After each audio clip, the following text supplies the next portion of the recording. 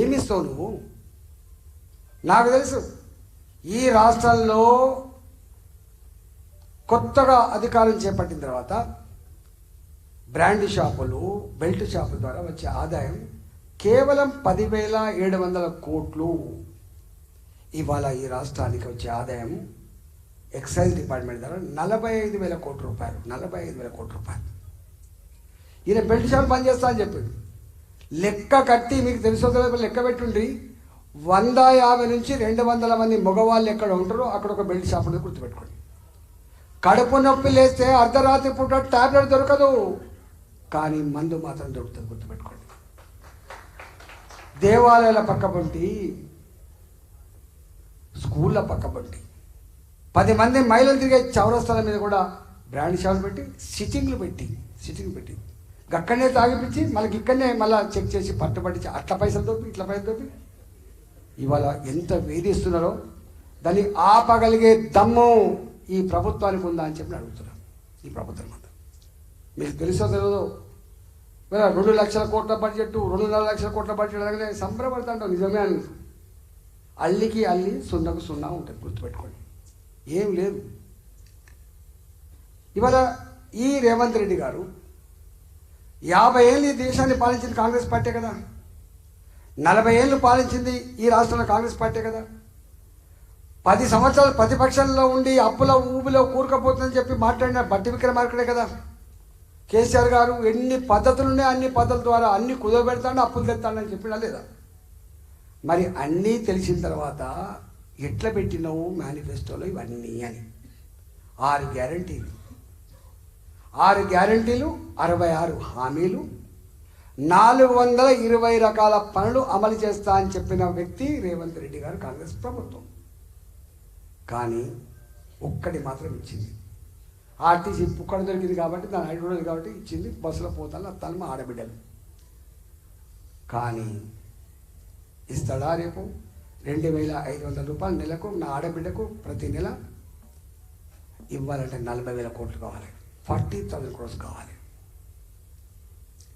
కేసీఆర్ గారే ఉద్యోగులకు జీతభత్యాలు ఫస్ట్ వీక్లో ఇవ్వాలని రూల్ ఉందా? ఇస్తామా మెల్లగాను యాదుకుందా మీకు? గా నంబర్ 1 ముఖ్యమంత్రి జీతభత్యాలు ఇవ్వలేకపోయిండు. గా నంబర్ 1 ముఖ్యమంత్రి 3 ఏళ్ళుగా చదువుకున్న పిల్లల ఫీ రియంబర్స్మెంట్ చేయించలేకపోయిండు. గా ముఖ్యమంత్రి గారు ఆరోగ్యశ్రీలో ట్రీట్మెంట్ ఇస్తే 1,200 కోట్ల బాకీ పడ్డాడు. గా ముఖ్యమంత్రి గారి నాయకత్వంలో మా స్పేసర్లకు కార్డు చెల్లలే. ఇవాళ గీ ముఖ్యమంత్రి గారు ఇలా ఇస్తాడంటే నమ్ముతామని మనం?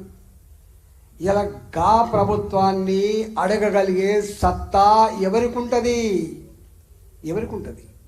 ఈయన అంటాడు నేను ప్రశ్నించకూడదు. నువ్వు ప్రశ్నించకూడదు ఎట్లయితే బాబు, నువ్వు పాలక వర్గంలో మోకరి లెక్క ఉంటావు బాబు, నువ్వు మోకరి లెక్క ఉంటావు, నువ్వు ప్రశ్నించవు, పిల్లి లెక్క ఉంటావు. ఉంటుంది. ఇగో నేనుంటా, రేపు నేనుంటా. గల్లా పట్టి అడిగే బాధ్యత నాకుంటుంది. నా ఉద్యోగులకి డిఏ ఎందుకు ఇస్తలేవు? నా నిరుద్యోగ యువకులకి ఉద్యోగ క్యాలెండర్ ఎందుకు ఇస్తలేవు? నా అంగన్వాడీ టీచర్కి 18,000 రూపాయలు ఎందుకు ఇస్తలేవు? నా రైతాంగానికి 500 రూపాయల వడ్లకు బోనస్ ఎందుకు ఇస్తలేవు? నా రైతులకు ఇచ్చిన హామీ ప్రకారం 2 లక్షల రుణాలు ఎందుకు తీర్చలేకపోతున్నావు? ఇవన్నీ అడగగలిగేటువంటి శక్తి మాలాంటి ఉంటుంది. నేను ఇంతకుముందు ఒక మాట చెప్పి మర్చిపోయినా. నేను మంత్రిని, ఆర్థిక మంత్రిని మొట్టమొదటిసారిగా. కానీ మున్సిపల్ కార్మికులు సమ్మె చేసిండ్రు 2015 అనుకుంటా, 14 ఏళ్ళు కానీ 15. ఆ సంఘం మేము పెట్టిన సంఘం వాళ్ళు పాపం మీకు తెలుసు, ఆ మురికిలో దిగాలంటే ఒక క్వార్టర్ తాగుతుంది తప్ప దిగలేడు మనిషి. ఆ హోల్లో దిగాలంటే ₹1 కోటి ఇచ్చిన దిగం మనం. ఒక్కొక్కసారి గ్యాస్ వచ్చి చచ్చిపోయిన సందర్భం ఉంటుంది. గక్కడ పనిచేసే మున్సిపల్ కార్మికులు తెలంగాణ వచ్చిందని మా ముఖ్యమంత్రి అని చెప్పి 8,000 రూపాయల జీతాలు కాదు మాకు 12,000 రూపాయలు పెంచమని చెప్పడితే 1,700 మంది కార్మికులు డిస్మిస్ చేసిండు. మీకు ఐడియా ఉండాలి, డిస్మిస్ చేసి పడేసి.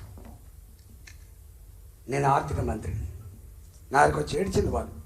నేను చెప్పిన బిడ్డ నువ్వే కదా ఈ సంఘం పెట్టించినావు, నువ్వే కదా కొట్లాడేటువంటి శక్తిని ఇచ్చినావు, నీవే కదా ఆ గోపాల్ని ఇచ్చినావు మున్సిపాలిటీలో, ఎట్లా బిడ్డ అన్నారు. ఏం చేయాలన్నా నేను, నువ్వు చేస్తావా లేకపోతే మా కడుపులంతా మట్టి కొడతావా అన్నాడు. నేను మట్టి కొట్టే బిడ్డను కాదే, నా పదవైనా వదిలిపెడతా కానీ నేను మాత్రం కాపాడుకుంటా అని చెప్పాను నేను. మీరు మా చరిత్ర తిరగండి. లిబర్టీలో 1700 మంది కార్మికులు డిస్మిస్ అయితే ఆ కార్మికుల దగ్గరికి పోయి మిమ్మల్ని మళ్ళీ చేర్చుకునే జిమ్మదారి నాదే అని చెప్పి ఆ సమ్మెకాడికి పోయి సంఘీభావం చెప్పిన బిడ్డ నేను అన్నాడు. ఆర్టీసీ కార్మికుల సమ్మె గురించి మీకు బాగా తెలుసు.